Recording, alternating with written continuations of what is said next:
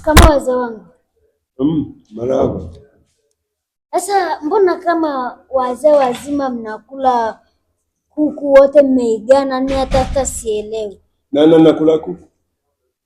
Kwani huyu ni anayekula kuku nani? Sisi ni vipanga. Bana nifanya mimi kwamba sieni kwamba mimi nakula nyama ya kuku, nasema tunakula. Senga. Watoto kwanza nidhamu na discipline una. Wazee wanakula hao wanajiita Gen Z wa 2000. Anaga adabu. Ndio maana wewe unashangaa umetikia marahaba. Wewe hata sio kumuitikia. Adabu gani? Tunakula unaanza ku yaani mzee umeongea maneno amenichoma hapa, nacheka lakini naumia. Hapa yamekuchoma maneno. Ningekuchoma mimi.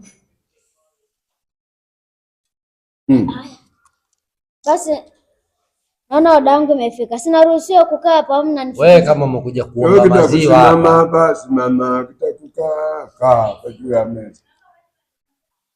Lakini tunakula. Sasa mzee wangu mimi hata sikuombi, mbona hivyo la. Sikiliza mtoto. Makelele ya TV sisi yanatutosha. Bado utuongeze na kwako. Unaongea kama umetiwa funguo vile. Ni watoto wa siku hizi nyinyi. Bwana nenda. Kacheza nje. Usisahau kuchukua na gololi ukacheze nazo. Marufuku kuja tena hapa. Marufuku. Hebu mtukane kidogo. Gen Z. Haijatosha muongeze. Biskuti pia.